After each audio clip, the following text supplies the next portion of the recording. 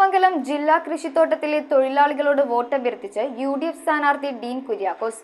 തൊഴിലാളികൾ ആവേശപൂർവ്വമാണ് മുൻ MP ഡീനിനെ സ്വീകരിച്ചത്. തൊഴിലാളികൾക്കൊപ്പം ഏറെ നേരം ചിലവഴിച്ചിട്ടാണ് സ്ഥാനാർത്ഥി മടങ്ങിയത്.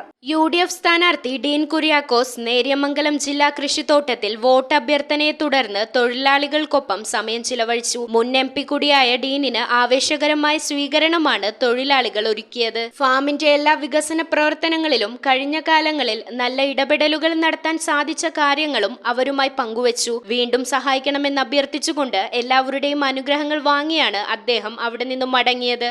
UDF നേതാക്കളായ Saijan Chacko, Jaimon Jose, AM Aliyar, Suresh Ambalakkattu, AC Rajasekharan, Joby Jacob, advocate PSA Kabeer, Soumya Sasi, Jinsiya Biju, Lino Thomas, MS Razak എന്നിവർ സ്ഥാനാർത്ഥിയോടൊപ്പം ഉണ്ടായിരുന്നു. പല വിഷയങ്ങളും എൻ്റെ അടുക്കൽ സൂചിപ്പിച്ചിട്ടുണ്ട്. അത്തരം കാര്യങ്ങളിലെല്ലാം ഇടപെടാൻ ഞാൻ പരിശ്രമിച്ചിട്ടുണ്ട്.